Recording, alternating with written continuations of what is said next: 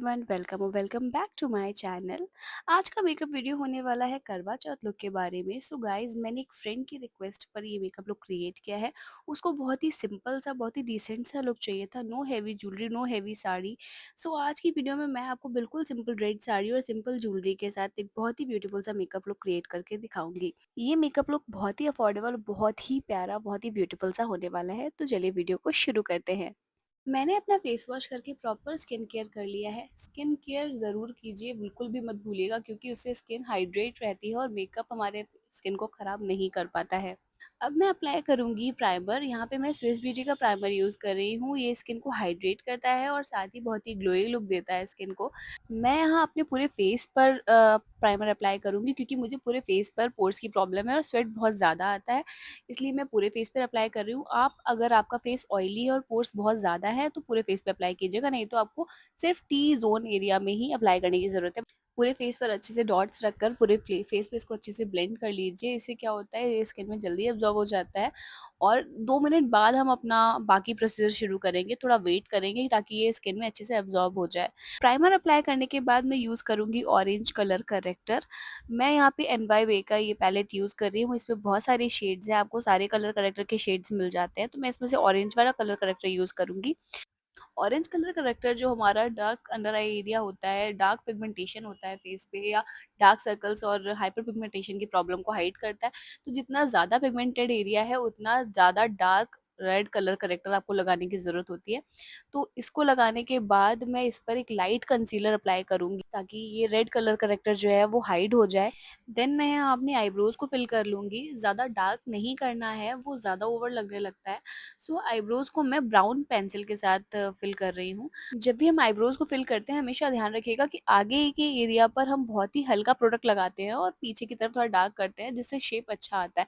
अगर हम आगे की साइड भी पॉइंटेड एरियाज़ को बहुत ज़्यादा फिल कर देंगे, तो वो ओवर लगने लगता है और बहुत ड्रामेटिक सी आईब्रोज़ लगने लगती हैं। तो हमेशा इस बात को ध्यान रखें कि जब भी आईब्रो फिल करें, तो आगे की साइड वाले आईब्रोज़ को बहुत ही कम फिल करना है और पीछे साइड वाले आईब्रोज़ को, एंड्स को जो है ना, बहुत अच्छे से फिल करना है। इससे आईब्रोज़ बहुत ही प्यारा लुक देती हैं। तो जो प्रोडक्ट अभी हमने अप्लाई किया है, उसको हम इस तरीके से आईब्रो ब्रश की हेल्प से अच्छे से सेट कर देते हैं, तो प्रोडक्ट अपनी जगह पर सेट हो जाता है। हमारे आईब्रोज फिल हो गए हैं, उसके बाद हम शुरू करेंगे अपना आई मेकअप।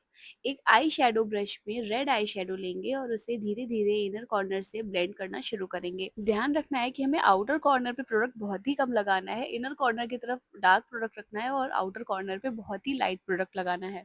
अगर आपकी आईज हुडेड है तो अपना मेकअप अच्छे से सेट करिए। उससे क्या होता है ना, जब हम आंखें खोलते हैं तो हमारा आई मेकअप हाइड नहीं होता है। इसके बाद मैं एक आई शेडो ब्रश में व्हाइट ग्लिटर लूंगी और उसको अपने आउटर कॉर्नर से इनर कॉर्नर की तरफ ब्लेंड करना शुरू करूंगी। आप चाहें तो ग्लिटर को फिंगर की हेल्प से भी अप्लाई कर सकते हैं, बट यहाँ पे पाउडर ग्लिटर है, इसलिए मैं उसको ब्रश की हेल्प से अप्लाई कर रही हूँ।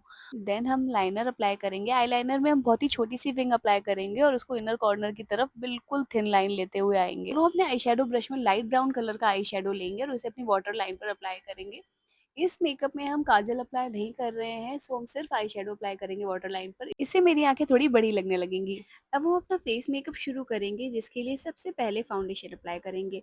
मैं यहाँ पर ब्रश से अप्लाई कर रही हूँ, आप चाहें तो ब्लेंडर से भी अप्लाई कर सकते हैं। ब्लेंडर से आपको फिनिशिंग अच्छी मिलती है। सो अगर आप बिगिनर हैं तो आप ब्रश से अप्लाई करने की जगह ब्लेंडर का यूज़ कर सकते हैं। मैं यहाँ पर स्विस ब्यूटी का हाई कवरेज फाउंडेशन यूज़ कर रही हूँ। अगर आप ब्रश से फाउंडेशन अप्लाई कर रहे हैं तो हमेशा ध्यान रखिए, उसको स्वाइप मत कीजिएगा, उसको हमेशा डैब डैब मोशन में ही लगाइएगा। अगर आप ब्रश को या ब्लेंडर को स्वाइप करके हटाएंगे, तो आपका जो बेस आपने सेट किया है वो हट जाएगा और आपका मेकअप इवन नहीं लगेगा। अपने नेक एरिया को बिल्कुल भी नहीं भूलना है, वहाँ पर फाउंडेशन ज़रूरी लगाइएगा। अगर आप वहाँ पर अप्लाई नहीं करेंगे फाउंडेशन, तो वो एरिया बिल्कुल अलग लगेगा और वहाँ पे ज़्यादा डार्क नेक लगेगा। इसके बाद मैं अपने फाउंडेशन को 5 मिनट के लिए सेट होने के लिए छोड़ दूँगी, उसको बिल्कुल भी नहीं छूऊँगी, क्योंकि फाउंडेशन अप्लाई करने के बाद क्या होता है ना, आपको अपना फेस सेट करना बहुत ज़रूरी होता है। अगर आपको थोड़ा-सा भी स्वेट आ रहा है, तो आपका सारा जो मेकअप है और बेस है, वो सारा मिक्स हो जाता है और बहुत ही गंदा लगने लगता है।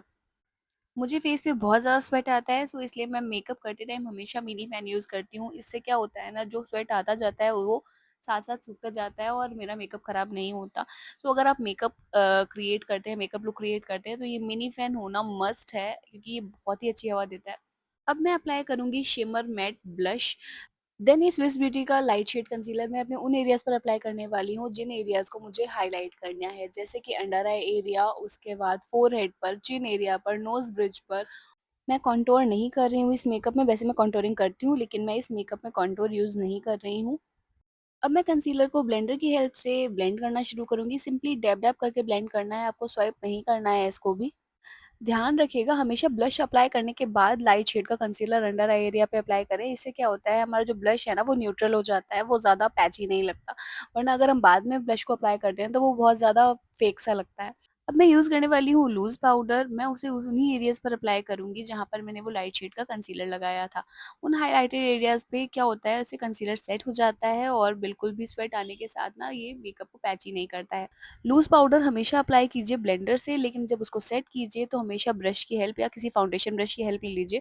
जिससे क्या होता है एक्सेस जो पाउडर होता है वो डस्ट ऑफ हो जाता है। अब मैं अपने मेकअप को अच्छे से सेट कर लूँगी इस मेकअप फिक्सर की हेल्प से।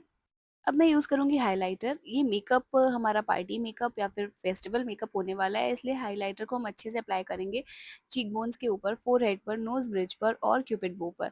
क्यूपिड बो पर हमेशा अप्लाई कीजिएगा, इससे हमारा लिपस्टिक का जो भी शेड होता है बहुत ही खिल कर आता है। अब मैं यहाँ पर यूज़ कर रही हूँ मार्स का lip liner. Lip liner use करना मस्ट है क्योंकि फेस्टिवल मेकअप है तो लिपस्टिक डार्क होगी। सो डार्क लिपस्टिक्स ना डायरेक्टली अगर आप अपने लिप्स पर अप्लाई करते हैं तो बहुत अच्छी नहीं लगती है। जब उनको आउटलाइन कर लेते हैं तो वो ज़्यादा अच्छी लगती है क्योंकि वो डबल शेड लग कर आता है। इसके बाद मैं अपने लिप्स को फिनिशिंग दूंगी स्विस ब्यूटी की इस मैट रेड लिपस्टिक से। क्योंकि करवा चौथ मेकअप है इसलिए रेड लिपस्टिक तो बनती है। लिपस्टिक मैंने अप्लाई कर ली है और शेड देखिए कितना खिल कर आया है। इसके बाद मैंने थोड़ी हवा खाई और फिर मैंने अप्लाई की फेक आईलैशेज़। क्योंकि फेस्टिवल मेकअप है तो आईलैशेज़ तो लगाना ज़रूरी हो जाता है। फिर मैंने रेड सिंपल सी बिंदी से अपना लुक कंप्लीट किया। रेड बिंदी से आपका हेवी मेकअप लुक बिल्कुल सेटल हो जाता है और आपको बिल्कुल ही हेवी फील नहीं कराता है। सिंपल झुमके और मंगलसूत्र के साथ मैंने यहाँ पे अपना मेकअप लुक कंप्लीट कर लिया है। तो अगर आपको मेरा मेकअप लुक अच्छा लगा हो तो मेरे चैनल को सब्सक्राइब करें, वीडियो को लाइक करें और शेयर करें और बेल आइकन को प्रेस करना बिल्कुल भी मत भूलिएगा। इससे आपको मेरे सारे वीडियोज़ के नोटिफ़िकेशन टाइम टू टाइम मिलते रहेंगे। Keep supporting guys, thank you.